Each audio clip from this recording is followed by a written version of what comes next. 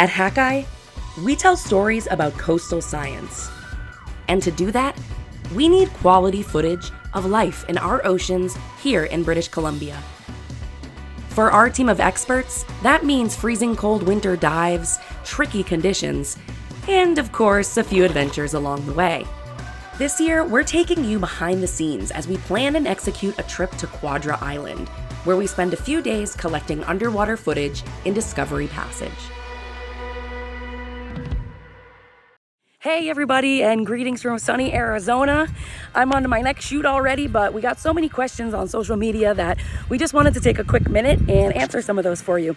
The first question we got was, what's the difference between a dry suit and a wetsuit? Okay, so here's a brief explanation about the difference between wetsuits and dry suits. So a wetsuit is made of neoprene, different thicknesses depending on how warm you want to stay underwater. They work by the water absorbing into the neoprene, which gets you wet right to your skin, but the heat from your body then gets absorbed into the neoprene, and that's what keeps you warm underwater.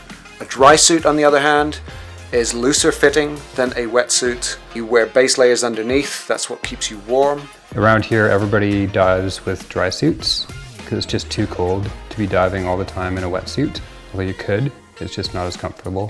Fleece onesie. Like, I've noticed everybody has one of these. Well. It's a beautiful, yes. Is that common? Nice and toasty. It's what most cold water divers will wear under their dry suits. It's nice and warm and fuzzy. And it's easy and simple to put on. And in fact, once you buy one and use it for diving, you end up using it at home.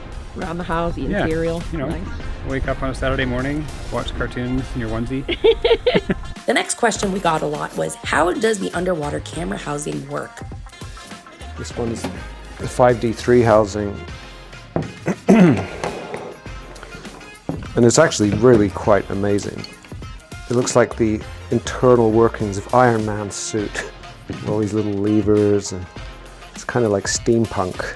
So this one here, you can see there's two little electrical prongs sitting at the bottom of the housing.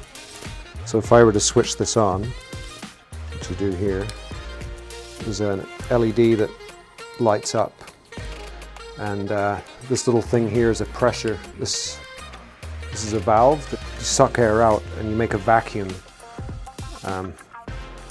As you go deeper, the seals, the camera gets more airtight. And then if for whatever reason the rubber seal that's sealing the housing shut, if that is compromised and water starts to come in, it'll start doing that, and like flashing red underwater.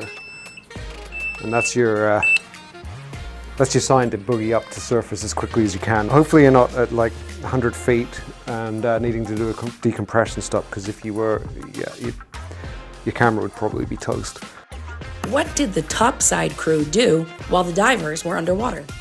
Hey, I'm Bennett. I'm here to answer one of your questions, which is, what are you doing topside when the divers are in the water? And there's a couple of different answers. On this particular trip, there's a few of us topside, so myself and Kristina were filming, throwing the drone up, capturing the bubbles and the surrounding scenery. And the other job that needs to be done is look after the divers. So making sure they get in at the right spot. Once they're down underwater, it's keeping track of their bubbles and being ready to pick them up and being ready for any issues that might occur. Hope this video answered your questions. Leave your comments down below and I'll try to get to any more that you might have. Hope you enjoyed. See ya.